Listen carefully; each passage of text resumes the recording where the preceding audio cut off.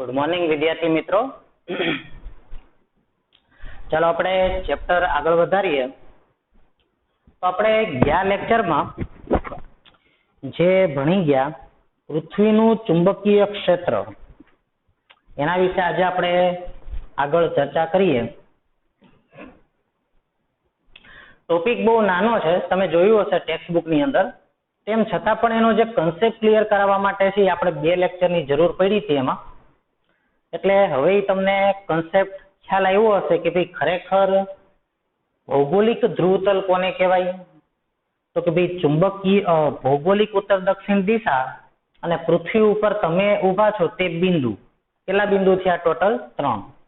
એ ત્રણેય બિંદુઓને સમાવતું સમતલ એને કહેવાય તમારું ભૌગોલિક ધ્રુવતલ. પૃથ્વીનો ગોળો ઇમેજિન કરો મોટો, તમે ઊભા છો એ સ્થાન ઇમેજિન કરો અને ઉત્તર અને દક્ષિણ ધ્રુવ ઇમેજિન કરો. એ ત્રણેય બિંદુમાંથી પસાર થતું સમતલ હશે જમીનને લંબ રૂપે હશે, એ કહેવાય ભૌગોલિક ધ્રુવતલ. એવી જ રીતે ચુંબકીય ધ્રુવતલ, ચુંબકીય ઉત્તર દક્ષિણ અને તમે ઊભા છો તે સ્થાન એમાંથી પસાર થતું સમતલ એને કહેવાય ચુંબકીય ધ્રુવતલ. અને ભૌગોલિક અને ચુંબકીય ધ્રુવતલ વચ્ચે બનતો ખૂણો એને આપણે શું નામ આપ્યું હતું? ડેક્લિનેશન એંગલ ડી. બરાબર, ડેક્લિનેશન એંગલ ડી એટલે કે ધ્રુવતલ છે ઈ ઉત્તર દક્ષિણ દિશામાં ઈ રેખા ઉપર હોય અને ચુંબકીય મેરિડિયન છે ચુંબકીય ધ્રુવતલ ઈ ચુંબકીય ઉત્તર દક્ષિણ રેખા ઉપર હોય, એને સમાવતું હોય. તો તમે જે સ્થાને ઊભા છો ત્યાં સાચી ઉત્તર દિશા અને ચુંબકીય ઉત્તર દિશા અથવા તો ભૌગોલિક મેરિડિયન, માની લો કે સાચી ઉત્તર દિશા આમ છે ને ચુંબકીય ઉત્તર દિશા આમ છે, તો ભૌગોલિક મેરિડિયન આમ હશે ને ચુંબકીય મેરિડિયન આમ જ હોય. તો એ બે વચ્ચે જે ખૂણો બન્યો એને આપણે શું નામ આપ્યું? ડેક્લિનેશન એંગલ. અને ઊંચા અક્ષાંશ તરફ જાઓ પછી ઉત્તર દિશામાં જાઓ કે દક્ષિણ દિશામાં, પણ ઊંચા અક્ષાંશ તરફ જાઓ વિષુવરેખાથી દૂર જાઓ એમ શું થતું હતું? ડેક્લિનેશન એંગલ વધતો જતો હતો. શું કામ વધતો જતો હતો એની આપણે ચર્ચા કરી. ખૂણો બરાબર ચાપ ભેગા ત્રિજ્યા ઉપરથી. પછી છે ડીપ એંગલ, નમન કોણ અથવા એને ઇન્ક્લિનેશન એંગલ કહેવાય. તો તમારું જે ચુંબકીય સમતલ છે, ચુંબકીય મેરિડિયન તમારું તમારા સ્થાન આગળનું, બરાબર, જેમ કે આ ચુંબકીય ઉત્તર દક્ષિણ હોય તો આ તમારું ચુંબકીય મેરિડિયન થયું. બરાબર, તમે ઊભા છો તે ઉત્તર અને દક્ષિણ, આ ચુંબકીય મેરિડિયન. મતલબ કે ચુંબકીય ક્ષેત્ર રેખાઓ આમ નીકળતી હોય તમારી પાસેથી. આ દિશામાં ચુંબકીય ક્ષેત્ર રેખાઓ છે, આમ નથી, આમે નથી, આમ છે આમ. અને ચુંબકીય ક્ષેત્ર રેખાઓની દિશામાં જ ડાયપોલ ગોઠવાય. તો જે શિરોલંબ સમતલ હોય, શિરોલંબ સમતલમાં ફરી શકે એવી ચુંબકીય સોય, બરાબર, કે જે ફરે તો આ સમતલમાં ફરે એટલે કે ચુંબકીય મેરિડિયનમાં જ ફરે, આ સમતલમાં ફરે એવી રીતે તમે એને રાખી. તો હવે એ સોય ચુંબકીય ક્ષેત્રની દિશામાં ગોઠવાય. તો જો ચુંબકીય ક્ષેત્ર વિષુવરેખા ઉપર સમક્ષિતિજ હોય તો એ સોય આમ ગોઠવાશે 0 ના ખૂણે સમક્ષિતિ સાથે. ધ્રુવ ઉપર હશો તો ઈ સોય કેટલાના ખૂણે ગોઠવાશે? 90 ના ખૂણે. તો ચુંબકીય ક્ષેત્ર આ દિશામાં છે, વિષુવરેખા ઉપર હશે તો અહીંયા હશે.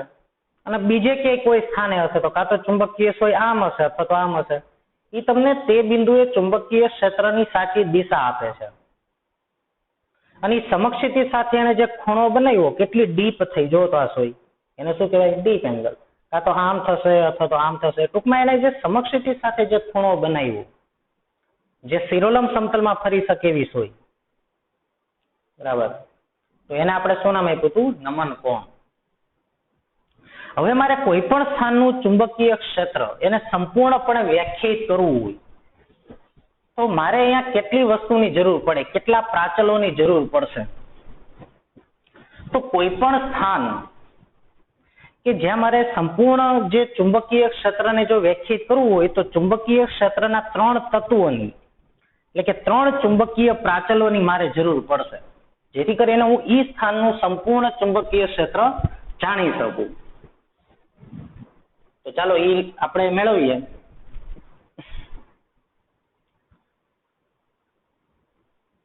તો પૃથ્વીની સપાટી પરનું કોઈ બિંદુ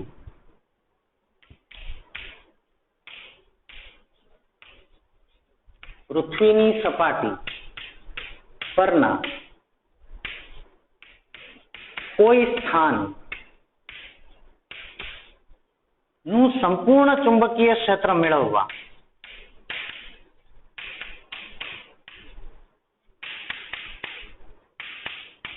વિશે માહિતી મેળવવા તમારે 3 રાશિની જરૂર પડે. પહેલા તો છે ડેક્લિનેશન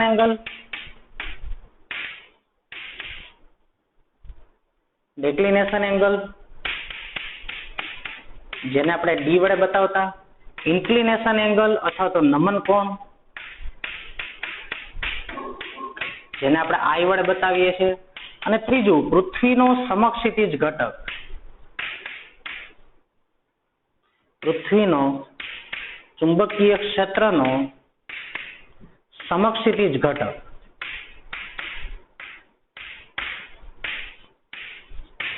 જો આ 3 વસ્તુ તમારી પાસે હશે તો તમે તે સ્થાનની ચુંબકીય ક્ષેત્રની સંપૂર્ણ માહિતી મેળવી શકશો. એટલે કે તમે તમારા સ્થાન આગળ ચુંબકીય ક્ષેત્ર વિશે સંપૂર્ણ માહિતી મેળવી શકો. કઈ રીતે? તો જો માનો કે તમે અત્યારે અહીંયા ઊભા છો, બરાબર, કોઈ સ્થાન આગળ, અને માની લો કે આજે આપણું બોર્ડ છે એ ચુંબકીય સમતલ છે, ચુંબકીય મેરિડિયન છે, ચુંબકીય ધ્રુવતલ. હવે ચુંબકીય ધ્રુવતલની અંદર શિરોલંબ સમતલમાં ફરી શકે એવી તમે ચુંબકીય સોય રાખી. તો એ ચુંબકીય સોય છે સમક્ષિતિજ સાથે માની લો કે આટલી નઈની, આમ સમક્ષિતિજ સાથે આટલી નમેલી છે. કેટલા ખૂણે? તો કે આઈ જેટલા ખૂણે. એને નમન કોણ આપણે કહેતા. તો એ જે ચુંબકીય ક્ષેત્ર સોય હોય, ચુંબકીય ડાયપોલ, એ હંમેશા કઈ દિશામાં ગોઠવવાનું વલણ ધરાવે? તો ચુંબકીય સોય હંમેશા ચુંબકીય ક્ષેત્રની દિશામાં ગોઠવવાનું વલણ ધરાવે. અને આપણે જાણીએ છીએ કે પૃથ્વીનું ચુંબકીય ક્ષેત્ર છે એ ક્યાંક જમીનને સમાંતર છે, ક્યાંક જમીનને લંબરૂપે છે, ક્યાંક આ રીતે છે, ક્યાંક આ રીતે છે. કેમ કે ગજિયા ચુંબક જેવું ચુંબકીય ક્ષેત્ર છે એટલે અલગ અલગ બિંદુએ એના સ્પર્શક હશે, એ તો અલગ અલગ રીતે છે, એ આપણે જાણીએ છીએ. તો અહીંયા માની લો કે વ્યાપક રૂપે ચર્ચા કરીએ કે ભાઈ માનો કે અહીંયા ચુંબકીય ક્ષેત્ર સમક્ષિતિજ સાથે આઈ જેટલા ખૂણે છે. માનો કે આ સ્થાને ચુંબકીય ક્ષેત્ર આમ છે, આ ચુંબકીય મેરિડિયન છે માનો કે, અને એમાં શિરોલંબ સમતલમાં ફરી શકે આ રીતે, શિરોલંબ સમતલમાં એવી સોય ઈ આટલા ખૂણે રહી, આઈ જેટલા ખૂણે, તો આને નમન કોણ કહેવાય. અને એ જે ચુંબકીય ક્ષેત્ર છે પૃથ્વીનું, એને હું નામ આપી દઉં બીઈ. આ પૃથ્વીનું ચુંબકીય ક્ષેત્ર આ દિશામાં છે. તો અહીંયા પૃથ્વીના ચુંબકીય ક્ષેત્રના તમને કેટલા ઘટક મળે? તો કે આ ચુંબકીય ક્ષેત્ર છે નથી તો સમક્ષિતિજ દિશામાં, નથી શિરોલંબ દિશામાં. તો આ ચુંબકીય ક્ષેત્રના તમને 2 ઘટક મળે. પહેલો ઘટક જે મળ્યો એ સમક્ષિતિજ દિશાનો મળ્યો, એને શું કહેવાય? બીઈ કોસ આઈ, બરાબર, સમક્ષિતિજ ઘટક. એ સમક્ષિતિજ ઘટકને હું નામ આપી દઉં HE, બરાબર. આ એ હોય, આ થીટા હોય, તો આ શું કહેવાય? એ કોસ થીટા. તો આ બીઈ છે, આ આઈ છે, તો આ કયો ઘટક થયો? HE બરાબર બીઈ કોસ આઈ. તો આ સમક્ષિતિજ ઘટક થયો. અને આ ઘટક, આને શું કહેવાય? શિરોલંબ ઘટક કહેવાય. અને શિરોલંબ ઘટક જે છે એને હું નામ આપી દઉં, માની લો કે ZE. શું નામ આપ્યું એને આપણે? ZE. જ્યાં ZE બરાબર શું લખી શકાય? BE sin I.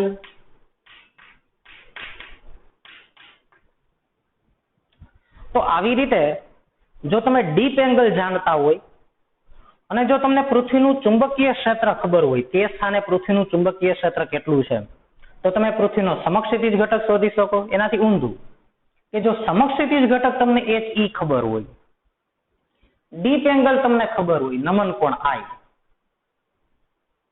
તો નમન કોણ ખબર છે, સમક્ષિતિજ ઘટક ખબર છે, તો તમને BE મળી જશે, પૃથ્વીનું ચુંબકીય ક્ષેત્ર. અને પૃથ્વીનું ચુંબકીય ક્ષેત્ર મળી ગયું અને નમન કોણ ખબર છે, તેની ઉપરથી શિરોલંબ ઘટક પણ મળી જશે. તો સમક્ષિતિજ ઘટક, નમન કોણ. હવે તમને એમ થાય સર આમાં ડેક્લિનેશનની શું જરૂર પડી? કેમ કે ડેક્લિનેશન એંગલ ઉપરથી તમને તમારું ચુંબકીય સમતલ ખબર પડશે કે આપેલા સ્થાન આગળ છે કઈ દિશામાં ચુંબકીય ક્ષેત્ર રેખાઓ પસાર થઈ. કે ભાઈ આમ પસાર થાય છે ચુંબકીય ક્ષેત્ર રેખાઓ, કે આમ પસાર થાય છે, આમ પસાર થાય છે, કયા સમતલમાંથી ચુંબકીય ક્ષેત્ર રેખાઓ પસાર થાય, ઈ સમતલમાં તમારે છે આ ચુંબકીય શિરોલંબ સમતલમાં ડીપ સર્કલ ધરાવતી જે ચુંબકીય સોય છે એને ઈ સમતલમાં રાખવાની અને ત્યારે ઈ જે છે ચુંબકીય ક્ષેત્રની દિશામાં ગોઠવાશે. તો ZE બરાબર BE sin I, HE બરાબર BE cos I અને આ BE. તો અહીંયા આપણે લખીએ પૃથ્વીના ચુંબકીય ક્ષેત્ર વિશે આ બધું તમારે યાદ રાખવાનું છે અને આ આકૃતિ તમને કોઈ પણ સમયે યાદ હોવી જોઈએ. તમને સૂત્ર યાદ હોય કે નહીં, આ આકૃતિ પરથી બધા સૂત્રો બની જશે. બરાબર, એટલે આ વસ્તુની તમને ફિલિંગ આવવી જોઈએ કે ભાઈ ચુંબકીય ક્ષેત્ર આમ છે. દાખલા તરીકે તો સોય આમ રહી, એનો સમક્ષિતિજ ઘટક એને મેં HE નામ આપ્યું, શિરોલંબ ઘટક જેને મેં ZE નામ આપ્યું છે. તો આમ અહીંયા હું આની બધી વાત કરું અહીંયા તો અહીંયા હું લખી શકું તો પૃથ્વીનું ચુંબકીય ક્ષેત્રનો સમક્ષિતિજ ઘટક, જો પૃથ્વીના ચુંબકીય ક્ષેત્રને હું BE કહી દઉં, અર્થ મેગ્નેટિક ફિલ્ડ BE કહી દઉં, તો એનો સમક્ષિતિજ ઘટક જેને મેં નામ આપ્યું HE, તો HE બરાબર શું આવ્યું તો કે BE cos I. શિરોલંબ ઘટક કે જે જમીનને લંબરૂપે હોય ઈ ઘટક અને જમીનને સમાંતર હોય એને સમક્ષિતિજ કીધું, જમીનને લંબ હોય એને શિરોલંબ ઘટક કહું. એને આપણે નામ આપ્યું છે ZE બરાબર BE sin I. અને જો તમે આનો ગુણોત્તર લઈ લ્યો તો tan I બરાબર શું આવી જશે ZE upon HE. બરાબર, અને તમે આ આકૃતિ ઉપરથી કહી શકો કે ભાઈ આ બે સદિશો છે આના જ બનેલા છે, HE અને ZE આ બે સદિશો થયા ચુંબકીય ક્ષેત્રના, અને એનો પરિણામી સદિશ થયો અથવા તો પરિણામી સદિશ એના બે ઘટક થયા. તો બોલો તો BE બરાબર હું શું લખી શકું, તો આમ પણ લખી શકાય કે BE બરાબર √ HE square plus ZE square. તો જો તમને HE અને ZE ખબર હોય તો સીધે સીધા BE મળી જાય. તો આમ પૃથ્વીનો સમક્ષિતિજ ઘટક, શિરોલંબ ઘટક tan I બરાબર ZE upon HE થાય. જો તો tan I બરાબર શું થાય, સામેની બાજુ આ સદિશને ઉપાડીને અહીંયા મૂકી દો એટલે શું આવ્યા ZE upon પાસેની બાજુ HE. આ રીતે લખી શકાય. અને આ સદિશ આ બેનો પરિણામી સદિશ થાય જો તેના વચ્ચેથી પસાર થયો તો BE બરાબર શું થાય √ HE square plus ZE square સદિશની રીતે. તો આવી રીતે અહીંયા આપણે પૃથ્વીનું ચુંબકીય ક્ષેત્ર છે એને વ્યાખ્યાયિત કર્યું છે. બરાબર, અને આની મદદથી જે છે તમને હવે આપણે દાખલા શરૂ કરશું. તો તમને આટલી વસ્તુની અહીંયા ખબર પડવી જોઈએ. ગમે ત્યારે તમને આ આકૃતિ યાદ આવી જવી જોઈએ. બરાબર, કે ભાઈ આ BE અને આ I, તો તમને સમક્ષિતિજ ઘટક મળી ગયો BE cos I, BE sin I. જો તમે માની લો કે ધ્રુવ પ્રદેશ ઉપર હોય તો ચુંબકીય ઉત્તર ધ્રુવ કે ચુંબકીય દક્ષિણ ધ્રુવ ઉપર હોય તો ચુંબકીય સોય કઈ રીતે રહેશે, શિરોલંબ રહેશે. અને શિરોલંબ રહી એનો મતલબ કે એને સમક્ષિતિજ ઘટક નથી, શિરોલંબ સોય રહી. અને શિરોલંબ રહી એનો મતલબ કે θ 90, તો અહીંયા મૂકો તો શિરોલંબ રહી નમન કોણ 90, તો જો તો HE 0, અહીંયા 90 મૂકો તો ZE બરાબર BE. તો ધ્રુવો ઉપર ચુંબકીય ઉત્તર દક્ષિણ ધ્રુવો ઉપર ડીપ એંગલ છે 90 ડિગ્રી હોય એટલે પૃથ્વીના ચુંબકીય ક્ષેત્રનો સમક્ષિતિજ ઘટક ન મળે. અને જો સમક્ષિતિજ ઘટક ન મળે તો હોકાઈ યંત્રની સોય હતી એ તો આપણે ઉત્તર દક્ષિણ દિશા જાણવા માટે નક્કી કરતા હતા. હોકાઈ યંત્રની સોય હોય એના ઉપર ટોર્ક લાગે અને ચુંબકીય ક્ષેત્રની દિશામાં ગોઠવાય. હોકાઈ યંત્રની સોય તો સમક્ષિતિજ સમતલમાં જ ફરી શકે, પણ ચુંબકીય ક્ષેત્ર તો શિરોલંબ દિશામાં છે. તો હોકાઈ યંત્રની સોય છે કોઈ દિશા બતાવે નહીં ત્યાં. એટલે ચુંબકીય ઉત્તર કે ચુંબકીય દક્ષિણ ધ્રુવ પર છે હોકાઈ યંત્રની સોય હોય દિશા દર્શાવી શકે નહીં, કોઈ પણ દિશામાં સ્થિર થઈ જશે. પછી જો તમે વિષુવરેખા ઉપર હોય, ચુંબકીય વિષુવવૃત્ત ઉપર હોય તો ત્યાં ચુંબકીય ક્ષેત્ર છે જમીનને સમાંતર હોય એટલે કે ડીપ એંગલ 0 હોય. ડીપ એંગલ 0 હોય તો શિરોલંબ ઘટક 0 થશે એટલે કે HE બરાબર BE થઈ જશે ત્યાં. અને ત્યાં ડીપ સર્કલ શિરોલંબ સમતલમાં મૂકેલી સોય હશે એ સમક્ષિતિજ જ રહેશે. બરાબર, કેમ કે θ બરાબર 0. તો આટલી વસ્તુ તમે નોટ ડાઉન કરી લ્યો. હવે આપણે ટેક્સ્ટ બુકના દાખલા શરૂ કરીએ છીએ. બરાબર, ચાલો આજના લેક્ચરમાં આપણે જે મેઇન એક્સરસાઇઝ છે એના દાખલા કરશું અને એની પછીનો જે આપણો લેક્ચર છે એમાં આપણે જે એડિશનલ આપણી વધારાનું સ્વાધ્યાય છે એના દાખલા સોલ્વ કરશું.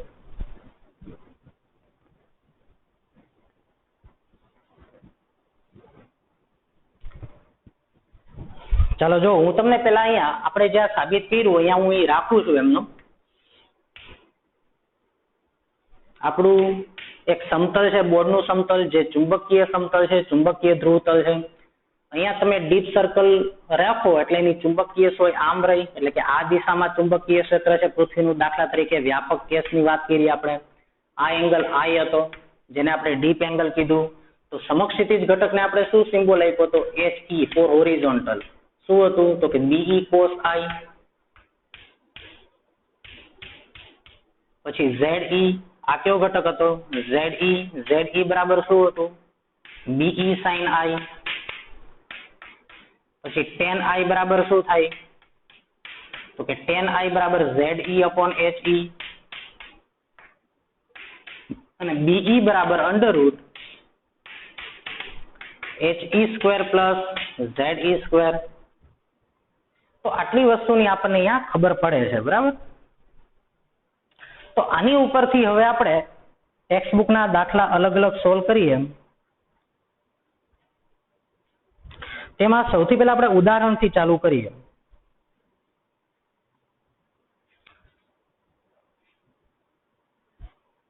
ઉદાહરણ નંબર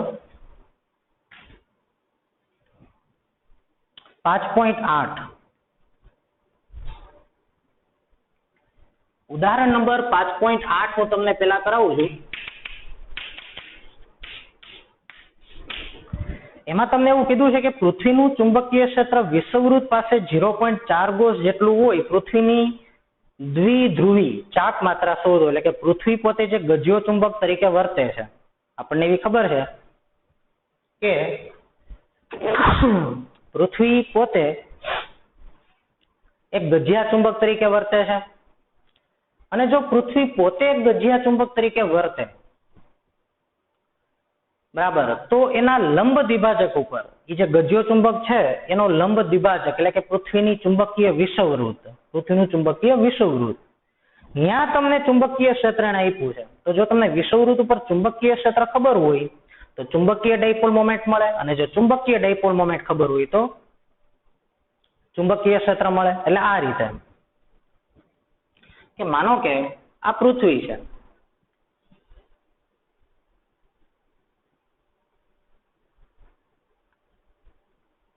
આ રીતે.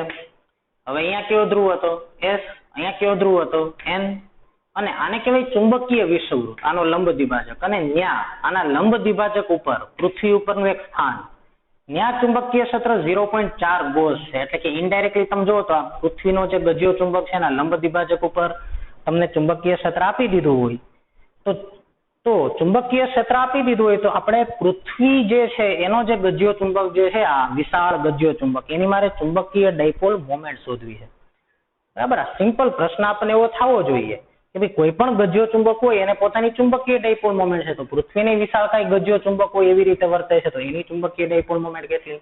તો ચાલો મેળવીએ. તો લંબ દ્વિભાજક ઉપર જે પૃથ્વીનું ચુંબકીય ક્ષેત્ર છે B, બરાબર, લંબ દ્વિભાજક ઉપર કોનો લંબ દ્વિભાજક? ડાયપોલનો. તો ડાયપોલના લંબ દ્વિભાજક ઉપર પૃથ્વીનું ચુંબકીય ક્ષેત્ર કેટલું હોય તો કે μ0/4π, અક્ષ ઉપર કેટલું હોય 2m/r³. તો લંબ દ્વિભાજક ઉપર કેટલું હોય m/r³. આપણે શું શોધવું છે? Dipole moment m. તો m ને હું કરતા બનાવી દઉં. તો m બરાબર શું આવી ગયું તો કે br³ અપોન શું આવ્યું μ0/4π ને હું છેદમાં લઈ લઉં. હવે ચુંબકીય ક્ષેત્ર તો તમને એને આપ્યું છે. કેટલું ચુંબકીય ક્ષેત્ર આપ્યું છે જુઓ તો 0.4 ગોસ. તો 0.4 ગોસ એને આપણે ટેસ્લામાં ફેરવીએ તો આપણે અગાઉ એ વાત થઈ ગઈ કે 1 ગોસ બરાબર શું થાય 10⁻⁴ ટેસ્લા. તો 0.4 ગુણ્યા 10⁻⁴. હવે r એટલે અંતર. તો બોલો તો તમે કેટલા અંતરે છો અત્યારે? અહીંયા તો આને તો પૃથ્વીના કેન્દ્રથી અંતર કહેવાય, ત્રિજ્યા થઈ. અને પૃથ્વીની ત્રિજ્યા કેટલી હોય? 6400 કિલોમીટર એપ્રોક્સિમેટલી. આપણે 6400 કિલોમીટર એટલે એ છે, જેમ કે 11મા ધોરણમાં તમારે ગુરુત્વાકર્ષણનું ચેપ્ટર આવતું. તો અહીંયા હું લખી નાખું 6400 કિલોમીટરને મારે મીટરમાં ફેરવી નાખવા પડે. એટલે 6400 કિલોમીટરને મીટરમાં ફેરવીને એનો મેં શું કરી નાખ્યો? ઘન કર્યો અહીંયા, કેમ કે આર ક્યુબ.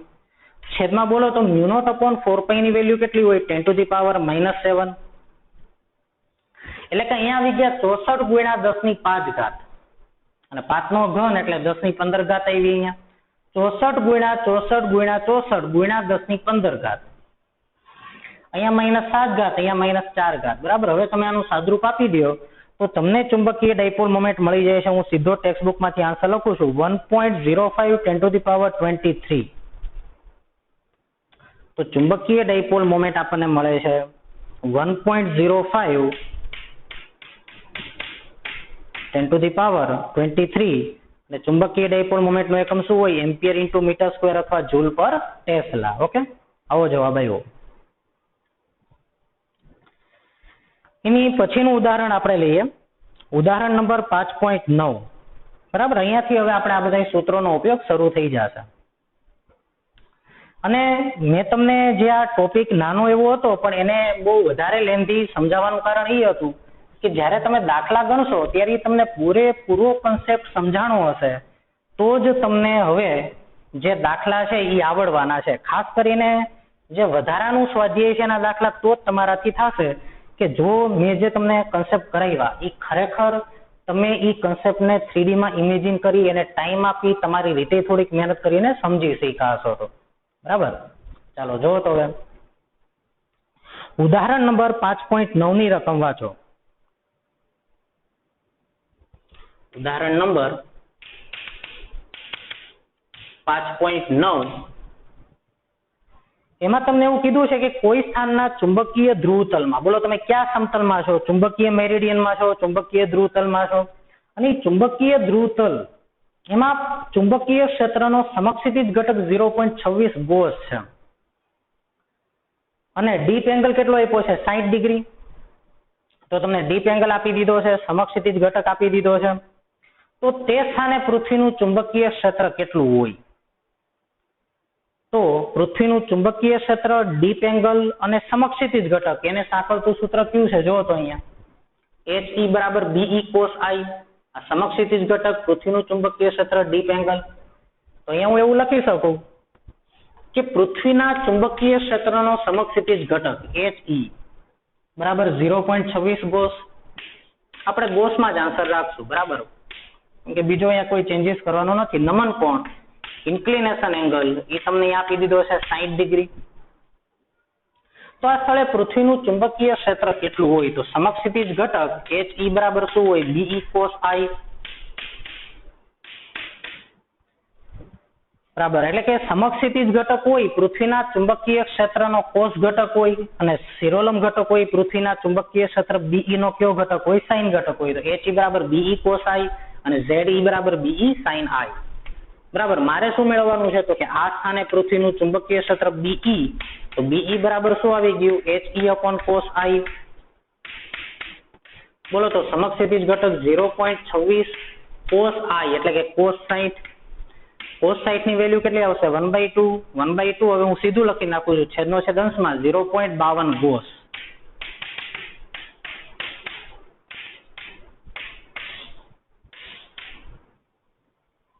તો અહીંયા તમને પૃથ્વીનું ચુંબકીય ક્ષેત્ર 0.52 ગોસ જેટલું મળે છે. ચલો હવે આપણે સ્વાધ્યાયના દાખલામાં આવી જઈએ.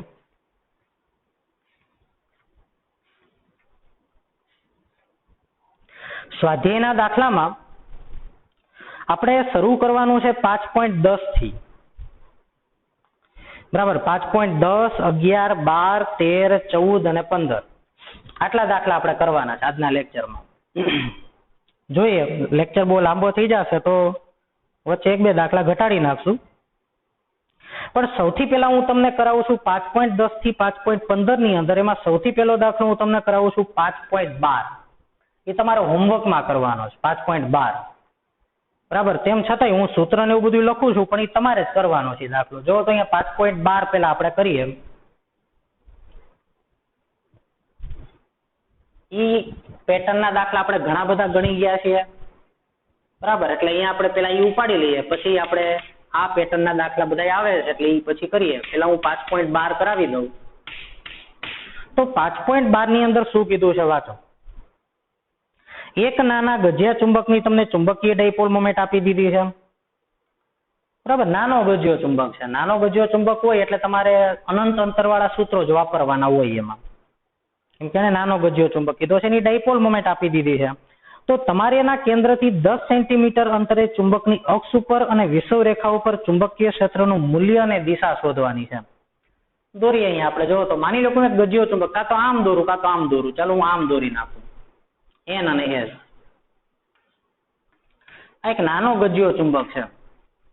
તો પેલા તો એની વિષુવ રેખા ઉપર એટલે કે એના લંબ દ્વિભાજક ઉપર માની લો કે આ બિંદુએ હું મેળવું, તો આ બિંદુએ ચુંબકીય ક્ષેત્ર કઈ દિશામાં હશે? યાદ કરો તો ગજિયા ચુંબક છે એની વિષુવ રેખા ઉપર ચુંબકીય ક્ષેત્ર ડાયપોલ મોમેન્ટની વિરુદ્ધ દિશામાં હોય. શું કામ વિરુદ્ધ દિશામાં હોય?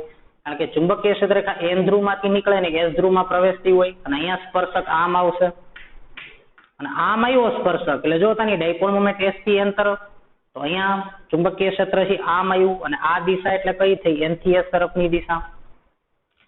તો પેલું લંબ દ્વિભાજક ઉપર જો હું પેલા મેળવું તો લંબ દ્વિભાજક ઉપર પેલા તેની દિશા કઈ થશે? તો કે એની દિશા થઈ જો તો આની સાપેક્ષમાં બોલો તો એન થી એસ તરફની દિશા થઈ, અથવા તો ચુંબકીય ડાયપોલ મોમેન્ટની વિરુદ્ધ દિશામાં. અને ચુંબકીય ક્ષેત્ર કેટલું હશે? એના લંબ દ્વિભાજક ઉપર એટલે કે ઇક્વેટર ઉપર, બીઈ, ઈ ફોર ઇક્વેટર. અથવા તો અહીંયા લખી નાખો લંબ દ્વિભાજક પર, અથવા વિષુવવૃત્ત લખી નાખો તોય ચાલે. તો શું સૂત્ર હતું? μ0/4π m/r³. એમ ખબર છે, આર આપ્યા છે, આ 10⁻⁷ આન્સર મળી જશે.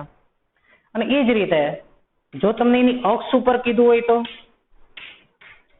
અક્ષ ઉપર એટલે અહીંયા અથવા તો અહીંયા ગમે ત્યાં. તો અક્ષ ઉપર ચુંબકીય ક્ષેત્ર કઈ દિશામાં હોય? એ પણ આપણે ભણી ગયા, ડાયપોલ મોમેન્ટની દિશામાં જ હોય. જો અહીંયા હશે તો એસ માં અંદર તરફની દિશા હોય, અને અહીંયા હશે કે તો એન માંથી બહાર આવતી દિશા હોય, એટલે સ્પર્શક તો આમ જ મળવાનો છે. એટલે અક્ષ ઉપરનું ચુંબકીય ક્ષેત્ર હંમેશા ડાયપોલ મોમેન્ટની દિશામાં હોય, એટલે કે એસ થી એન તરફની દિશામાં હશે, જે તમારે ડાયરેક્શન કહેવાની છે. અને એનું ચુંબકીય ક્ષેત્ર કેટલું હોય? તો કે μ0/4π 2m/r³. અંતર તો સરખું જ છે બે કેસમાં. એને જો બે માટે 10 સેન્ટીમીટર અંતર જ કીધું છે. તો શું સૂત્ર આવશે? તો કે μ0/4π 2m/r³. સૂત્ર લખી સીધો આન્સર લખી નાખવાનો. આનો જે આન્સર આવ્યો હશે એની કરતા ડબલ થશે. તો આ દાખલો તમારે છે એ સેલ્ફ તમારી રીતે કરવાનો છે, ગણતરી કરી નાખજો. હવે હું તમને કરાવું છું દાખલા નંબર 5.10. ચાલો.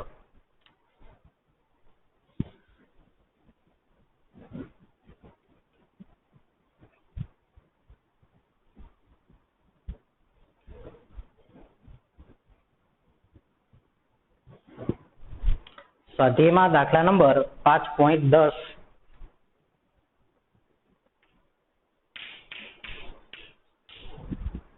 તો 5.10 માં તમને એવું કીધું છે કે મેગ્નેટિક મેરિડિયનને સમાંતર ઉર્ધ્વ સમતલમાં મુક્ત રીતે ભ્રમણ કરી શકે તેવી ચુંબકીય સોયની અણી સમક્ષિતિ સાથે નીચે તરફ કેટલા ડિગ્રીએ રહી? 22 ડિગ્રીએ. ઉર્ધ્વ સમતલમાં ફરી શકે તેવી ચુંબકીય સોય અને મેગ્નેટિક મેરિડિયનમાં જ રાખવાની હોય તો જ તમને સાચો ડીપ એંગલ મળે. અને કેટલા ડિગ્રીએ રહી? 22 ડિગ્રી. એટલે કે તમને ડીપ એંગલ એને કેટલો આપ્યો છે? 22 ડિગ્રી. આ સ્થળે પૃથ્વીનો સમક્ષિતિજ ઘટક એ તમને આપી દીધો છે HE.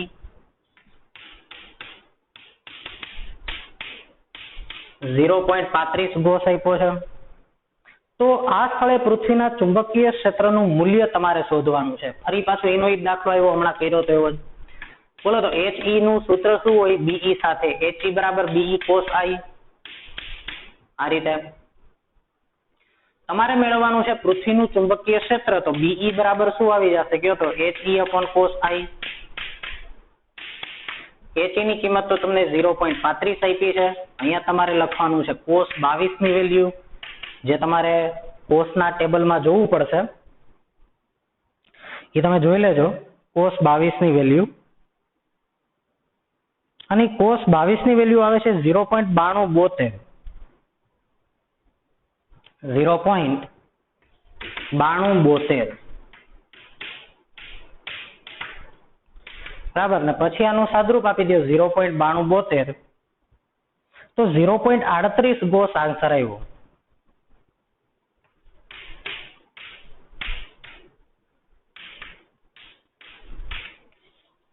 આ પૃથ્વીનું ચુંબકીય ક્ષેત્ર તમને મળ્યું. પછી તમને કીધું છે 5.11 વાંચો તો દાખલા નંબર 5.11. તો 5.11 માં તમને એવું કહેવામાં આવ્યું કે આફ્રિકામાં કોઈ સ્થળે ચુંબકીય કંપાસ ભૌગોલિક ઉત્તરથી 12 ડિગ્રી પશ્ચિમ તરફ દર્શાવે છે. નમન વર્તુળની ચુંબકીય સોયના ઉત્તર ધ્રુવની અણીને મેગ્નેટિક મેરિડિયનના સમતલમાં રાખતા એ સમક્ષિતિ સાથે ઉત્તર તરફની ઉપર તરફ વિચારવાનું છે. થોડી પ્રિન્ટિંગ મિસ્ટેક છે.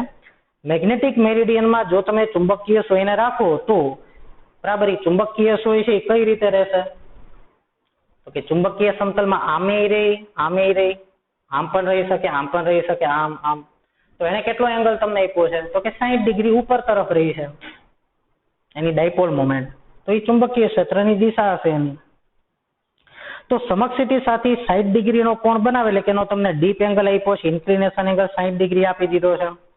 અને પૃથ્વીના ચુંબકીય ક્ષેત્રનો સમક્ષિતિજ ઘટક આપ્યો હોય તો આ સ્થળે પૃથ્વીના ચુંબકીય ક્ષેત્રની દિશા અને મૂલ્ય તમારે શોધવાના છે. દિશા તો એને આપી જ દીધી છે આમાં. તમારે માત્ર ચુંબકીય ક્ષેત્રનું મૂલ્ય શોધવાનું છે. અને કયો ઘટક આપ્યો છે? સમક્ષિતિજ ઘટક આપ્યો છે. તો બસ આની આ જ વસ્તુ થઈ. જો તો કરો તો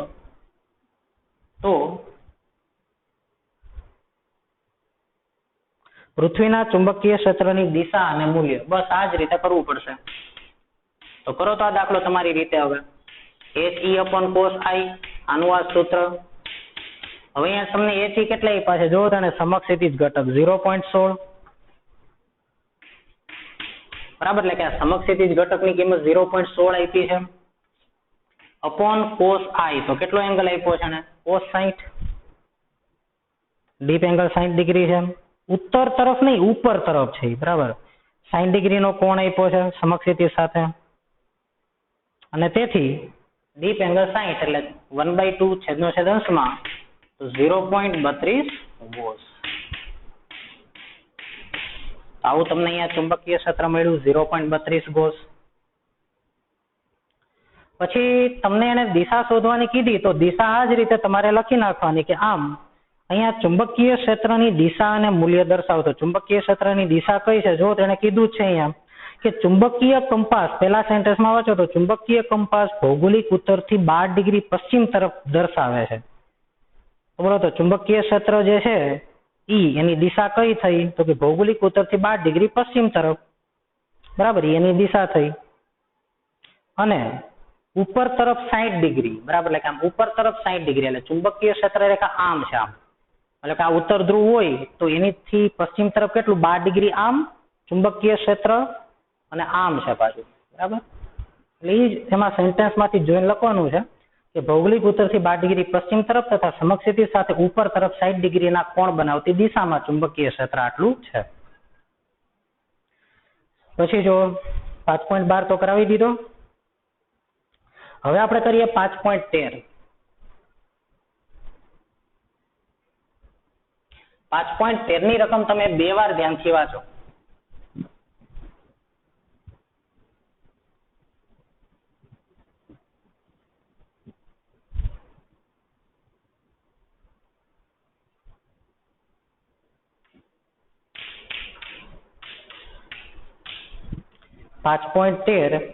ધ્યાનથી વાંચો તો સમક્ષિતિ સમતલમાં મૂકેલો એક નાના ગજિયા ચુંબકની અક્ષ ચુંબકીય ઉત્તર દક્ષિણ દિશા સાથે એક રેખસ્થ છે.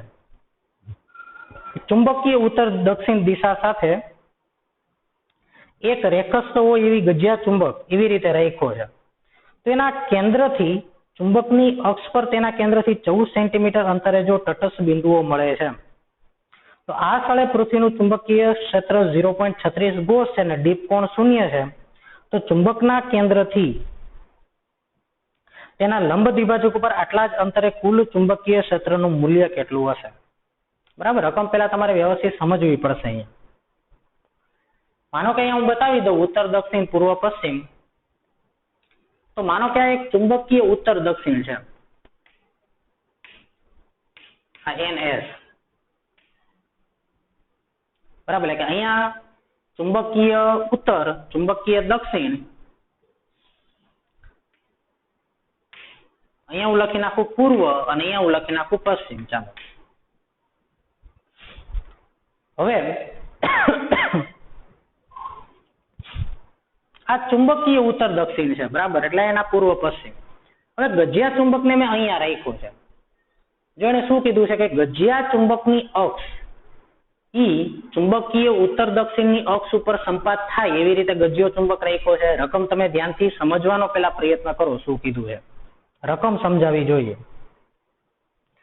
કે સમક્ષિતિજ સમતલમાં મૂકેલા એક નાના ગજિયા ચુંબકની અક્ષ ચુંબકીય ઉત્તર દક્ષિણ દિશા સાથે એક રેખસ્થ છે. જો ચુંબકીય ઉત્તર દક્ષિણ સમજવાના, તો ચુંબકીય ઉત્તર દક્ષિણ સાથે એક રેખસ્થ છે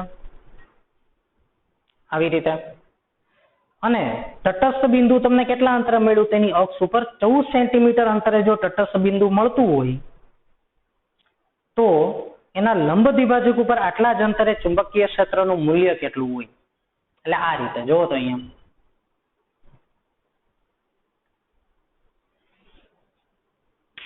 N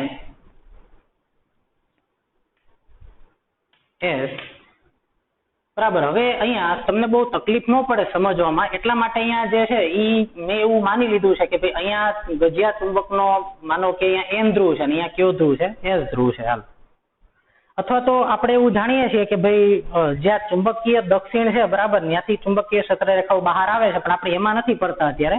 એવું સમજો કે ભાઈ ચુંબકીય ક્ષેત્ર તમે અહીંયા પેલા ધ્રુવ ધારી લો, ગમે એ રીતે કોઈ પણ એક તમે ધ્રુવ ધારી લો, N અને S. અહીંયા N અહીંયા S અથવા અહીંયા N અહીંયા S ધારી શકો તમે. તો માનો કે હું અહીંયા N ધારી લઉં, ચાલો N ગમે એ રીતે રાખી શકો તમે, બરાબર. અહીંયા S એક નાનો ગજિયો ચુંબક છે.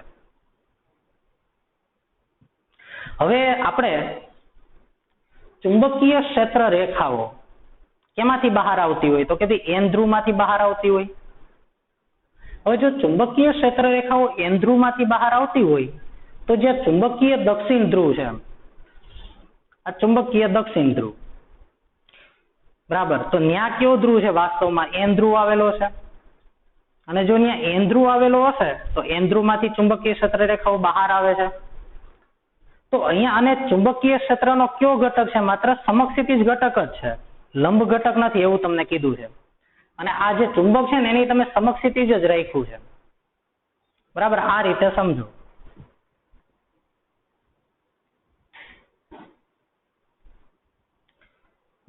કે માનો કે એક ચુંબક છે, બરાબર, અને હું તમને એવું કહું છું કે ભાઈ અહીંયા જે છે ઈ ચુંબકનો N ધ્રુવ આવેલો છે પૃથ્વી પર, અને અહીંયાથી ચુંબકનો S ધ્રુવ આવેલો છે. અહીંયા ચુંબકનો કયો ધ્રુવ છે? N.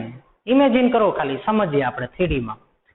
અહીંયા ચુંબકનો N ધ્રુવ આવેલો છે, અહીંયા ચુંબકનો S ધ્રુવ આવેલો છે, N અને S.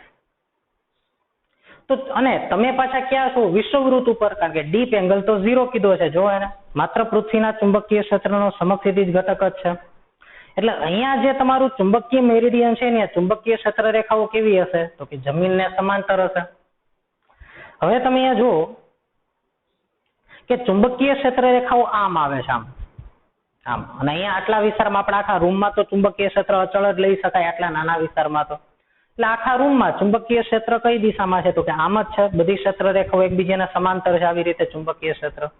અને એનું મૂલ્ય તમને આપ્યું છે, કેટલું છે એનું મૂલ્ય તો કે 0.36 ગોસ. ડીપ કોણ 0 છે એટલે સમક્ષિતિજ ઘટક જ છે. હવે માનો કે આ ચુંબકનો N ધ્રુવ છે ને અહીંયા ચુંબકનો કયો ધ્રુવ છે? S. આ ચુંબકનો કયો ધ્રુવ છે? N. આ કયો ધ્રુવ છે? S. હવે બોલો N માંથી શું થાય? ચુંબકીય ક્ષેત્ર રેખા બહાર આવતી હોય આમ. કેમ કે આ ચુંબકના ચુંબકીય ક્ષેત્રની વાત કરું છું, પૃથ્વીના નહીં. ઘડીક વાર પૃથ્વી માટે ભૂલી જાવ. આ ચુંબકનો N ધ્રુવ છે તો આની ચુંબકીય ક્ષેત્ર રેખાઓ બહાર આવતી હોય તો તમે આ કોઈ પણ સ્થાન આગળ તમે અહીંયા ઉભા રહ્યો, આની અક્ષ ઉપર કોઈ પણ જગ્યાએ ઉભા રહ્યો તો આનું ચુંબકીય ક્ષેત્ર આમ આવશે, આનું આમ. અને પૃથ્વીનું ચુંબકીય ક્ષેત્ર આમ છે. જો ચુંબકની અક્ષને સમાંતર છે ચુંબકીય ક્ષેત્ર આ રીતે, બરાબર. આખા રૂમમાં આમ જ છે, બરાબર. એટલે કે ચુંબકીય ક્ષેત્ર આ અક્ષની દિશામાં છે અને ગજ્યો ચુંબકીય તમે એ જ અક્ષ ઉપર રાખ્યું છે, એટલે કે બે એકબીજાને શું છે? એક રેખસ્થ છે. અને જો ચુંબકીય ક્ષેત્ર રેખા પૃથ્વીની આમ આવતી હોય તો એની અક્ષ ઉપર ગજિયા ચુંબકની ચુંબકીય ક્ષેત્ર રેખા આમ છે. તો એને એવું કીધું છે કે 14 સેન્ટીમીટર અંતરે, કેન્દ્રથી કેટલા અંતરે? 14 સેન્ટીમીટર અંતરે અહીંયા તટસ્થ બિંદુ મળે છે. અને અહીંયા તટસ્થ બિંદુ મળ્યું એનો મતલબ એવો થયો કે પૃથ્વીનું ચુંબકીય ક્ષેત્ર આમ અને આનું ચુંબકીય ક્ષેત્ર આમ બે 14 સેન્ટીમીટર અંતરે કેવા થઈ ગયા? સરખા થઈ ગયા. જો તમે હજી દૂર જાશો 14 સેન્ટીમીટર થી વધારે તો પૃથ્વીનું ચુંબકીય ક્ષેત્ર તો અચળ જ છે આખા રૂમમાં. તો પૃથ્વીનું ચુંબકીય ક્ષેત્ર વધી ગયું, આનું ઘટી ગયું. અને 14 સેન્ટીમીટર થી નજીક આવો તો પૃથ્વીનું તો 0.36 જ રહેવાનું છે, પણ નજીક આવવાથી આનું ચુંબકીય ક્ષેત્ર આમ વધી ગયું. પણ 14 સેન્ટીમીટર અંતરે બેના ચુંબકીય ક્ષેત્ર કેવા થઈ ગયા? સરખા થઈ ગયા. એટલે અહીંયા જુઓ તો કે માનો કે અહીંયા હું આને આ રીતે અહીંયા દોરી નાખું, તમને ખ્યાલ આવે એટલે જુઓ તો N અને S અને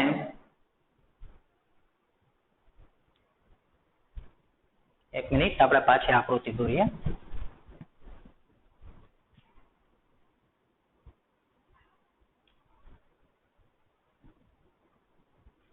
માનો કે પૃથ્વીનું ચુંબકીય ક્ષેત્ર આ રીતે છે. ચાલો આ રીતે આ દિશામાં છે પૃથ્વીનું ચુંબકીય ક્ષેત્ર, બરાબર, જેને હું નામ આપી દઉં BE. પૃથ્વીનું ચુંબકીય ક્ષેત્ર આ દિશામાં છે. એને એક રેખસ્થ એવો એક ગજિયો ચુંબક છે. અહીંયા હું દોરી નાખું N અને અહીંયા હું દોરી નાખું S. હવે તમને મેં હમણાં સમજાવ્યું એ પ્રમાણે ખબર પડી ગઈ હશે કે ચુંબકની અક્ષ ઉપર ચુંબકનું ચુંબકીય ક્ષેત્ર કઈ દિશામાં હોય? તો કે 14 સેન્ટીમીટર અંતરે એને એવું કીધું કે અહીંયા ચુંબકીય ક્ષેત્ર 0 થઈ ગયું. કોનું કોનું? તો કે પૃથ્વીનું આમ છે. અહીંયા તો મેં બોર્ડ ઉપર આકૃતિ દોરું છું, પણ મેં તમને વાસ્તવમાં કઈ રીતે છે એ ખ્યાલ આપ્યો. તો માની લો કે ચુંબકીય ક્ષેત્ર છે એ પૃથ્વીનું આમ છે અને અહીંયા ચુંબક જે છે, અહીંયા જે ચુંબક મૂક્યો એનો N ધ્રુવનું ચુંબકીય ક્ષેત્ર આમ છે, એટલે 14 સેન્ટીમીટર અંતરે તટસ્થ બિંદુ મળ્યું અહીંયા. તો હું આમ કહી શકું તમને કે બોલો આમ કોનું ચુંબકીય ક્ષેત્ર છે? તો કે ગજિયા ચુંબકનું, ગજિયા ચુંબકની અક્ષ. તો ગજિયા ચુંબકની અક્ષનું ચુંબકીય ક્ષેત્ર અને આમ કોની દિશાનું છે? તો કે આમ કોનું ચુંબકીય ક્ષેત્ર છે? પૃથ્વીનું. અહીંયા બે સરખા થઈ ગયા 14 સેન્ટીમીટર અંતરે, તો જ અહીંયા તટસ્થ બિંદુ મળ્યું હોય. તો અહીંયા 14 સેન્ટીમીટર અંતરે તમને તટસ્થ બિંદુ મળ્યું એવું એને કીધું. તો આના લંબ દ્વિભાજક ઉપર એટલા જ અંતરે ચુંબકીય ક્ષેત્ર કેટલું હોય? તમે આનું લંબ દ્વિભાજક દોરો. હવે અહીંયા ચુંબકીય ક્ષેત્ર માની લો કે આના કેન્દ્રથી આ અંતર 14 સેન્ટીમીટર હોય તો અહીંયા ચુંબકીય ક્ષેત્ર કેટલું હોય? તો પેલા દિશા નક્કી કરો કે જો અહીંયા તમને તટસ્થ બિંદુ મળતું હોય, જો તમને અહીંયા તટસ્થ બિંદુ મળતું હોય, એને અક્ષ ઉપર તટસ્થ બિંદુ મળે છે એમ કીધું, એટલે અહીંયા મેં N ધ્રુવ દોરી નાખ્યો, એટલે N ધ્રુવનું ચુંબકીય ક્ષેત્ર આમ, પૃથ્વીનું ચુંબકીય ક્ષેત્ર આમ, બે અહીંયા સરખા થઈ ગયા. એટલે કે 14 સેન્ટીમીટર અંતરાનું ચુંબકીય ક્ષેત્ર કેટલું હશે? 0.36 જ હશે. B અક્ષ એટલે કે આ ગજિયા ચુંબકનું 0.36 હશે, કેમ કે પૃથ્વીનું 0.36 છે. તો આમ 14 સેન્ટીમીટર અંતરાનું અહીંયા ચુંબકીય ક્ષેત્ર 0.36 છે. હવે અહીંયા જુઓ તો બોલો પૃથ્વીનું ચુંબકીય ક્ષેત્ર તો બધા જ આખા રૂમમાં સરખું જ હશે. તો અહીં પૃથ્વીનું ચુંબકીય ક્ષેત્ર આમ જ હશે, BE, એ તો સરખું જ છે 0.36. પણ આ અંતરે 14 સેન્ટીમીટર જ છે. તો 14 સેન્ટીમીટર અંતરે જો આનું ચુંબકીય ક્ષેત્ર અહીંયા 0.36 હોય આ ગજિયા ચુંબકનું આમ, તો આ ગજિયા ચુંબકનું અહીંયા ચુંબકીય ક્ષેત્ર કઈ દિશામાં હોય? ડાયપોલ મોમેન્ટની વિરુદ્ધ દિશામાં. જો તો N થી S, તો અહીંયા સ્પર્શક આમ આવશે અને લંબ દ્વિભાજક ઉપર હંમેશા ડાયપોલ મોમેન્ટ આમ, તો એની વિરુદ્ધ દિશામાં ચુંબકીય ક્ષેત્ર હોય આ રીતે. તો ગજિયા ચુંબકનું ચુંબકીય ક્ષેત્ર આમ મળ્યું તમને. B લંબ દ્વિભાજક, તો ગજિયા ચુંબકના લંબ દ્વિભાજક ઉપરનું ચુંબકીય ક્ષેત્ર આમ અને પૃથ્વીનું ચુંબકીય ક્ષેત્ર આમ, બેનો સરવાળો થાય. અને અહીંયાથી 14 સેન્ટીમીટર અંતરે જો 0.36 હોય તો આની કરતા અહીંયા એનું અડધું હોય, એટલે આનું અહીંયા 0.18 હશે ને આનું 0.36 છે. તો પરિણામી ચુંબકીય ક્ષેત્ર કેટલું થયું? અહીંયા 0.54. બરાબર, એવી રીતે આપણે દાખલો કરીએ. તો ચાલો જો તો અહીંયા હું લખું કે ચુંબકની અક્ષ પર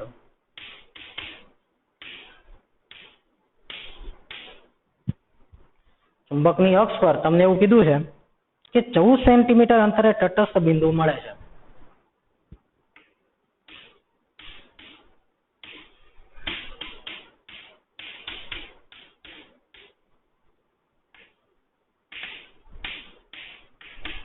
અને તટસ્થ બિંદુ મળ્યું એનો મતલબ કે અહીંયા પરિણામી ચુંબકીય ક્ષેત્ર 0, મતલબ કે આનું ચુંબકીય ક્ષેત્ર અને પૃથ્વીનું ચુંબકીય ક્ષેત્ર બે સમાન મૂલ્યના પરસ્પર વિરુદ્ધ દિશામાં થઈ ગયા.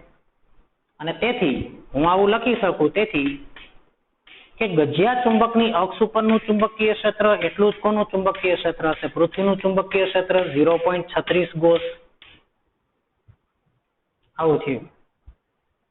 અને તો તેના લંબ દ્વિભાજક ઉપર ચુંબકીય ક્ષેત્ર કેટલું હોય? પરંતુ બી અક્ષ એ તો કેટલું હોય? આ અક્ષ ઉપરનું ચુંબકીય ક્ષેત્ર તો કેટલું હોય? તો અક્ષ ઉપરનું ચુંબકીય ક્ષેત્ર μ0/4π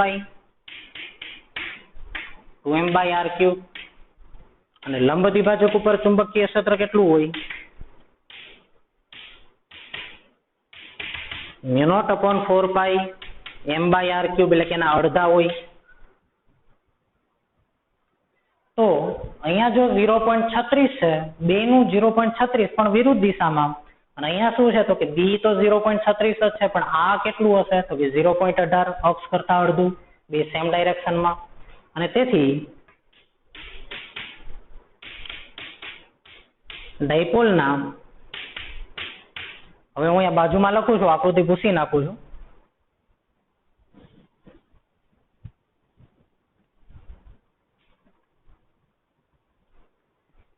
ડાયપોલના લંબ દ્વિભાજક પર ચુંબકીય ક્ષેત્ર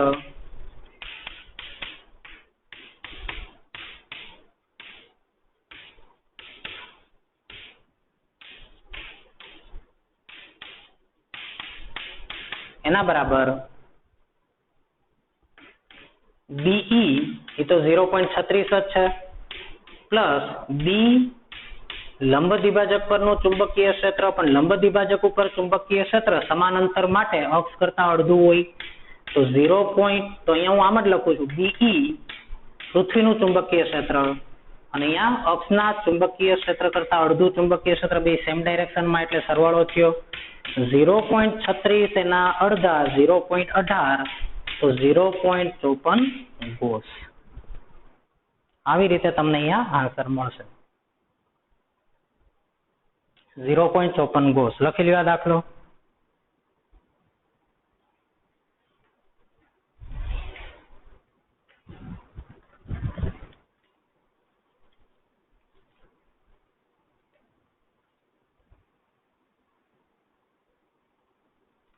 પછી આપણે કરીએ 5.14. 5.14 ની રકમ વાંચો તેમાં એને એવું કીધું કે જો તમે ચુંબકને ઉલટાવી નાખો તો 180 ડિગ્રી, તો હવે તમને તટસ્થ બિંદુ ક્યાં મળે? બહુ સરસ મજાનો સવાલ છે કે જો ચુંબકને 180 ડિગ્રી ઘુમાવો તો હવે નવા તટસ્થ બિંદુઓ ક્યાં મળશે? એ આ દાખલાના સંદર્ભમાં જ વાત કરી છે. એટલે આ રીતે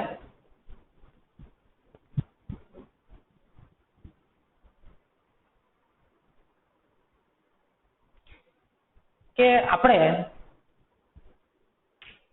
આકૃતિ કઈ રીતે દોરી પેલા એ સમજો. આપણે આકૃતિ આ રીતે દોરી હતી કે ભાઈ પૃથ્વીનું ચુંબકીય ક્ષેત્ર આમ હતું, આમ આ રીતે, અને ચુંબકની અક્ષ ઉપર તટસ્થ બિંદુ મળે છે એવું એને કીધું હતું, એટલે મારે ચુંબકને આમ લેવો પડ્યો હતો, એન અને એસ. અહીંયા કયો ધ્રુવ મેં દોર્યો હતો? એન. અને અહીંયા કયો ધ્રુવ મેં દોર્યો હતો? એસ. અને એન ધ્રુવમાંથી ચુંબકીય ક્ષેત્ર રેખા બહાર આવતી હોય એટલે કે આનું ચુંબકીય ક્ષેત્ર આમ ચુંબકનું, અને પૃથ્વીનું ચુંબકીય ક્ષેત્ર છે એને મેં આમ લીધું છે. તો પૃથ્વીનું ચુંબકીય ક્ષેત્ર અને ગજિયા ચુંબકનું ચુંબકીય ક્ષેત્ર બે વિરુદ્ધ દિશામાં આવતું હશે તો તટસ્થ બિંદુ મળે અક્ષ ઉપર. પણ હવે એને એવું કીધું છે કે ચુંબક જે છે એને તમે 180 ડિગ્રી ઘુમાવી દો. તો હવે અહીંયા કયો ધ્રુવ થઈ ગયો? એન. અહીંયા કયો ધ્રુવ થઈ ગયો? એસ. બોલો હવે તટસ્થ બિંદુ મળે ખરા? હવે તમે જો ચુંબકની અક્ષ ઉપર તટસ્થ બિંદુ મળશે એટલે કે ચુંબકનું ચુંબકીય ક્ષેત્ર અને પૃથ્વીનું ચુંબકીય ક્ષેત્ર બે વિરુદ્ધ દિશામાં થવા જોઈએ એવું થશે ચુંબકની અક્ષ ઉપર તો કેવું નહીં થાય. જો તો અહીંયા પૃથ્વીનું ચુંબકીય ક્ષેત્ર કઈ દિશામાં તો કે ઉપર તરફ. એટલે કે તમે શું કરો છો સમક્ષિતિ ટેબલ ઉપર આટલું સેટઅપ રાખ્યું છે તમે અને તમે આમ ઉપરથી જોઈ રહ્યા છો બરાબર. એવી મેં આકૃતિ દોરી છે. અહીંયા ચુંબકીય ક્ષેત્ર આમ નથી ખરેખર. તો કઈ રીતે છે મેં તમને પેલા ઇમેજિન કરાવી દીધું આખું બરાબર. હવે અહીંયા ખાલી એમનો પિક્ચોરિયલ ખાલી એક આપણે ગાણિતિક રીતે સમજી રહ્યા છે અત્યારે. તો અહીંયા જો પૃથ્વીનું ચુંબકીય ક્ષેત્ર મેં આમ લીધું હોય તો એસ ધ્રુવમાં ચુંબકીય ક્ષેત્ર રેખા દાખલ થાય તો ગજિયા ચુંબકનું ચુંબકીય ક્ષેત્ર આમ જ થયું અને અહીંયાથી ચુંબકીય ક્ષેત્ર રેખા બહાર આવે અને પૃથ્વીનું ચુંબકીય ક્ષેત્ર આમ જ છે. તો બે અક્ષ ઉપર ગજિયા ચુંબકનું અને પૃથ્વીનું ચુંબકીય ક્ષેત્ર એકબીજાને સહાયકારી સ્થિતિમાં આવશે સમગ્ર અક્ષ ઉપર. વિરુદ્ધ દિશામાં નહીં આવે તો તટસ્થ બિંદુ તમને અહીંયા ક્યાંય નહીં મળે અક્ષ ઉપર. પણ આ તટસ્થ બિંદુ તમને લંબ દ્વિભાજક ઉપર મળે કેમ કે લંબ દ્વિભાજક ઉપર છે ઈ અક્ષ ઉપર જે ચુંબકીય ક્ષેત્ર હોય એની વિરુદ્ધ દિશામાં હોય લંબ દ્વિભાજક ઉપર. તો જો તો એન થી એસ તરફની ક્ષેત્ર રેખા આમ હોય અહીંયા સ્પર્શક આમ આવશે. તો જે ચુંબકનો લંબ દ્વિભાજક જે છે એટલે કે એના લંબ દ્વિભાજક ઉપરનું ચુંબકીય ક્ષેત્ર ઈ પૃથ્વીનું જે ચુંબકીય ક્ષેત્ર એ તો પૃથ્વીનું ચુંબકીય ક્ષેત્ર આખા રૂમમાં સરખું જ લેવાનું હોય એ મેં તમને કીધું છે બરાબર. અને આ દિશામાં છે એટલે કે બીઈ તો આ દિશામાં છે અહીંયા જ નહીં સમગ્ર રીતે બરાબર. ચુંબકીય ક્ષેત્ર આ રીતે છે બીઈ. તો એના લંબ દ્વિભાજક ઉપર એવી સંભાવના છે કે અહીંયા ચુંબકીય ક્ષેત્ર 0 બની શકે. તમને તટસ્થ બિંદુ અહીંયા મળી શકે ક્યાંક કેમ કે અહીંયા આ જે ચુંબક છે ને લંબ દ્વિભાજક ઉપર એનું ચુંબકીય ક્ષેત્ર આમ છે ને પૃથ્વીનું ચુંબકીય ક્ષેત્ર આમ છે એટલે એના લંબ દ્વિભાજક ઉપર ક્યાંક પરિણામી ચુંબકીય ક્ષેત્ર 0 થઈ શકે. તટસ્થ બિંદુ અહીંયા મળી શકે. તો ઈ તમારે શોધવાનું છે કે આ તટસ્થ બિંદુ તમને ક્યાં મળે. આર ડેશ મને લોકોને કહી દઉં કે ક્યાં મળે. હવે આ દાખલો કન્ટિન્યુ છે સમજી લ્યો પેલા બરાબર. તો એ જે કન્ટિન્યુ દાખલો છે એ જ રીતે હું એને કન્ટિન્યુ ચલાવું છું પણ પેલા અહીંયા હું થોડુંક લખી નાખું અમારે શું લખવું પડશે.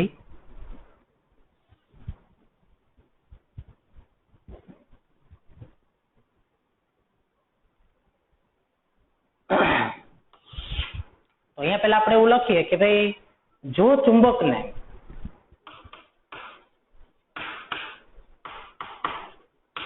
ડિગ્રી ઘુમાવતા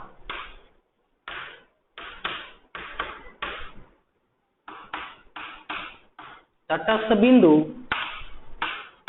હવે ચુંબકના લંબ દ્વિભાજક પર મળશે.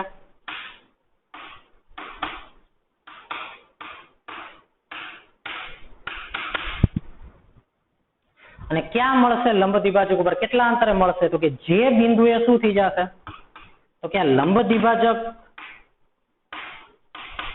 ઉપરનું બિંદુ એનું ચુંબકીય ક્ષેત્ર કેટલું થવું જોઈએ આના ચુંબકીય ક્ષેત્ર જેટલું. આનું કેટલું હતું 0.36 અને આનું ચુંબકીય ક્ષેત્ર 0.36 થવું જોઈએ. તો આ બિંદુ આવું થવું જોઈએ કેમ કે વિરુદ્ધ દિશામાં તો છે. તો તમારે એ શોધવાનું છે કે લંબ દ્વિભાજક ઉપર કેટલા અંતરે ચુંબકીય ક્ષેત્ર 0.36 થશે. અથવા તો યાદ કરો તો આની પહેલાનું સૂત્ર જો આપણે દાખલો શોર્ટકટમાં કરવો હોય તો શું કરી શકીએ. તો આની પહેલાનો દાખલો છે એ કન્ટિન્યુ છે. આની પહેલાના દાખલામાં આપણે શું લખ્યું હતું યાદ કરો તો કે આની પહેલાના દાખલામાં અક્ષ ઉપર ચુંબકીય ક્ષેત્ર 0 થતું હતું. ત્યાં આપણે આવું લખ્યું હતું કે અક્ષ ઉપરનું ચુંબકીય ક્ષેત્ર એટલે કે પૃથ્વીનું ચુંબકીય ક્ષેત્ર એના બરાબર 0.36. આની પેલાના સવાલમાં 13માં પણ BA એટલે શું થાય તો કે BA એટલે μ0/4π 2m/r3. અને તમને એવું કીધું હતું કે કેટલા અંતરે 0.36 આનું ચુંબકીય ક્ષેત્ર હતું આની પહેલાના દાખલામાં. અહીંયા n હતો ને અહીંયા s હતો. ત્યારે અહીંયાથી 14 સેન્ટીમીટર અંતરે ચુંબકીય ક્ષેત્ર 0.36 હતું. કોનું આ ગજિયા ચુંબકનું એની અક્ષ ઉપર કેમ કે તો તટસ્થ બિંદુ હતું. એનો મતલબ કે આ ગજિયા ચુંબક આની પહેલાના કેસ માટે μ0/4π 2m/r3 ની કિંમત r એટલે 14 સેન્ટીમીટર મૂકશો તો અહીંયા કેટલા આવી જશે 0.36. એટલે કે લંબ દ્વિભાજકનું ચુંબકીય ક્ષેત્ર બરાબર BE, પણ BE બરાબર તો 0.36, પણ 0.36 એટલે હું આવું લખી શકું, જ્યાં R એટલે 14 સેન્ટીમીટર, બરાબર. અને લંબ દ્વિભાજક ઉપરનું ચુંબકીય ક્ષેત્ર એ આના જેટલું મારે કરવાનું છે. તો હું બેને સૂત્રના સ્વરૂપમાં લખું છું. જો તો અહીંયા તમને ખબર પડી હોય તો ચાલો જો તો અહીંયા ચુંબકીય ક્ષેત્ર કેટલું R' અંતર શોધવું છે કે જે અંતર માટે આ બે સરખા થાય. તો ચાલો લંબ દ્વિભાજક માટે ચુંબકીય ક્ષેત્ર કેટલું હોય તો કે μ0/4π m/r3. હવે અંતરને હું R' કહી દઉં કેમ કે ચુંબક ઉલટાવી નાખ્યો અને ચુંબકીય ક્ષેત્ર મારે કેટલું લાવવાનું છે 0.36. એવું બિંદુ હું શોધું છું કે જે ચુંબકીય ક્ષેત્ર 0.36 હોય, બરાબર. એટલે ઈ અંતરને હું R' કહી દઉં અને BE બરાબર હું શું લખી શકું આના અગાઉના દાખલા ઉપરથી જો તો BE બરાબર BA બરાબર 0.36 એટલે કે μ0/4π 2m/r3.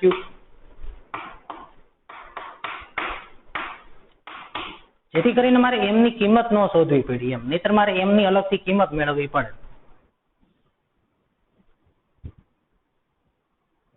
ચલો આપણે શું શોધવું છે R'. આ R તો 14 છે, μ0/4π કેન્સલ, m કેન્સલ થઈ ગયા. તો R' નો ઘન એના બરાબર શું આવી ગયું જોવો તો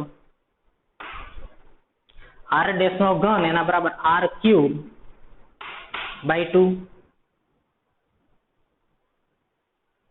અને તેથી આ કેટલા છે 14 સેન્ટીમીટર. તો 14 ગુણ્યા 14 ગુણ્યા 14 ભેગા 2, બરાબર. અને પછી તમે એનું ઘનમૂળ લઈ લ્યો, સાદરૂપ આપી દો તો અહીંયા તમને આન્સર મળશે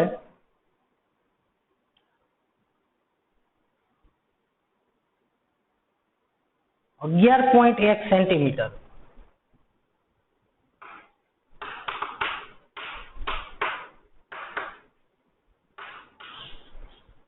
11.1 સેન્ટીમીટર અંતર માટે તમને અહીંયા ચુંબકીય ક્ષેત્ર કેવું થશે 0 થશે, તટસ્થ બિંદુ મળશે. હવે તમને અહીંયા સાદરૂપ કઈ રીતે તમે આપી શકો તો જો તો અહીંયા 14 ગુણ્યા 14 ગુણ્યા 14 સેન્ટીમીટર ને તમે મીટરમાં ફેરવો એટલે -2 -2 -2 એટલે અહીંયા -6 આવું આવ્યું. R' નો ઘન 14 સેન્ટીમીટર છે અને મીટરમાં ફેરવો એટલે 14 ગુણ્યા 10 ની -2 14 ગુણ્યા 10 ની -2 14 ગુણ્યા 10 ની -2 -6 ઘાત ભાગ્યા 2. હવે અહીંયા 2 તો કેટલા આવશે 7 અને 196 ગુણ્યા 7 ગુણ્યા 10 ની -6 ઘાત, બરાબર. તો આ રીતે તમે લખશો અહીંયા જોવો તો 7 ગુણ્યા 196 ગુણ્યા 10 ની -6 ઘાત. પછી શું કરશો તમે તો કે 10 ની -6 ઘાત એનું શું થયું 10 ની -2 ઘાત. અને આ બે નો ગુણાકાર કરીને આનું તમારે ઘનમૂળ કાઢવું પડશે કેમ કે R' નો ઘન છે એટલે આનું ઘનમૂળ તો સીધું નીકળી જશે 10 ની -2 ઘાત. પણ આનો જે ગુણાકાર આવશે એનું તમારે અલગથી ઘનમૂળ કાઢવું પડશે. ઘનમૂળ કાઢવા માટે મેં તમને શીખવાડ્યું હતું. શું હતું તો કે 196 ગુણ્યા 7 જે આન્સર આવશે એનું આ બોર્ડનો દાખલો છે એટલે આપણે કેવી યુઝ કરવાનું છે તો કઈ રીતે કરશું તો કે વર્ગમૂળમાં 2 વારી કિંમત લખવાની, એટલે કે કિંમત લખ્યા પછી 2 વાર વર્ગમૂળ ગુણ્યા 4 વાર વર્ગમૂળ ગુણ્યા 8 વાર વર્ગમૂળ ગુણ્યા 2 વાર વર્ગમૂળ ઇઝ ઇક્વલ ટુ તો તમને એનું ઘનમૂળ મળી જશે 198 ગુણ્યા 7 નું. અને બાજુમાં કેટલા આવ્યા 10 ની -2 ઘાત, બરાબર. અને પછી તમે એને સેન્ટીમીટરમાં ફેરવી દો તો R' બરાબર શું આવશે 11.1 સેન્ટીમીટર અથવા તો 11.1 ગુણ્યા 10 ની -2 ઘાત મીટર, બરાબર. એટલે કે આનું જો તમે ઘનમૂળ કાઢશો એટલે તમને 11.1 આન્સર મળશે અને બાજુમાં 10 ની -2 ઘાત પણ એ આન્સર શેમાં આવ્યો મીટરમાં આવ્યો. ઓકે, તો આવી રીતે તમે અહીંયા લખી શકો. તો આ આપણો આન્સર આવી ગયો 5.14 માં દાખલાનો. જો તમે એમ મેળવી લ્યો અલગથી અને પછી જો તમે આ રીતે દાખલો કરો તો પણ આ દાખલો થઈ જશે. હવે આપણે 5.15 મો દાખલો છે એ આવતા લેક્ચરમાં કરશું કેમ કે લેક્ચર લેન્ધી થઈ જશે, બરાબર. એમાં પણ ટાઈમ લાગે એવો છે, એ દાખલામાં પણ સમજાવવાનું ઘણું બધું છે. અને જે એડિશનલ એક્સરસાઇઝ છે જે આપણી વધારાનું સ્વાધ્યાય એમાં પણ જે બધા દાખલા છે એમાં ઘણો બધો ટાઈમ લાગે એવો છે. એ બધા દાખલા એક સાથે લેવા માટે આપણે આવતો લેક્ચર 1 કલાકનો બનાવવો પડશે. ઓકે, તો આટલું કરી નાખો વ્યવસ્થિત રીતે. આ સમજી લ્યો, તમે શાંતિથી આને બેસીને સમજવું પડશે, ઇમેજિન કરવું પડશે બધું તમારે, તો જ આ બધી વસ્તુઓ ખબર પડશે તમને.